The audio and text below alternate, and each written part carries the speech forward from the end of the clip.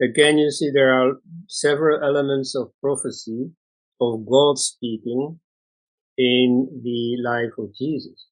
It starts with the annunciation of his birth. So supposedly the Holy Spirit appears and he tells Joseph, the fiancé of Mary, that Mary is going to get pregnant and that her son is going to be Jesus, the anointed one, the Messiah. Now here again you see this is all God talking. And so people with a lot of imagination, and I've known quite a few in my lifetime, easily fall for this. You see, they hear voices, they channel intelligences. I mean, even nowadays in the Western New Age scene, you have plenty of people really believing that they hear the voice either of deceased people whom they have known or from, spirits living on the other side. So back in those days too, you see this, critical thinking was very limited, was very developed, and so people easily fell for this story of, oh, there's an intelligence up there speaking to me. And so it goes on. During Jesus' life too, he himself hears the voice of God.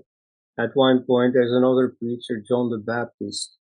He conducts baptisms. He baptizes people in the river. They immerse themselves in the water and come up again. Which is a ritual that exists in many parts of the world. There's nothing specifically Judaic or Christian about it.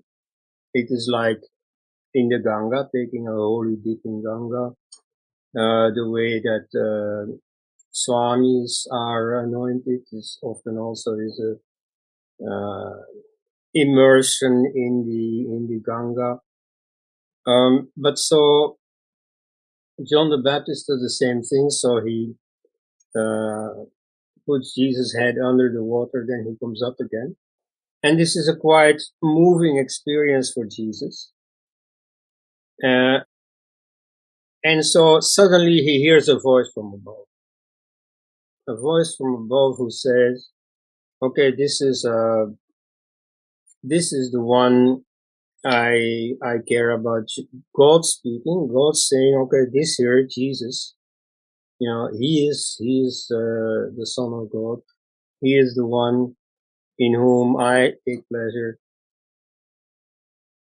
Now, there are 4 Gospels, as you know.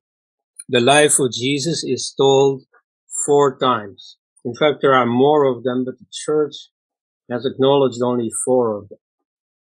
And those 4, Bible scholars have more or less established when they were written. And when you take the sequence of those 4 Gospels, you see that the same story is told again and again and again. And what is at first completely subjective, Jesus, who hears a voice from above, becomes ever more objective. You see, in the next one, everybody hears that voice. And in the next one, it doesn't even matter that anybody hears that voice. It simply says, there is a voice from above. Because it becomes ever more real. You can see how a myth is born. You see, first somebody has a completely subjective experience of hearing a voice, and then it gets said that this is just an objective fact. God speaks to me. Okay, so in fact that is the case of prophetism par excellence, where Jesus himself hears a voice that turns him into the Messiah, that turns him into the one sent by God.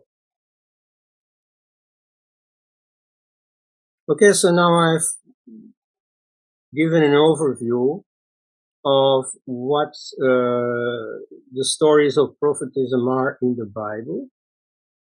Of course, I ought to go on and tell the same story about the Quran, but I think that would be a lecture in its own right. Okay, the role of prophetism within the Quran. In fact, for history's sake, I may tell you that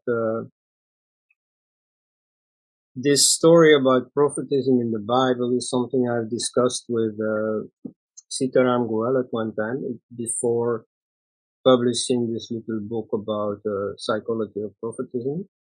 And then already I said, well, you see, the same story can be told about Muhammad.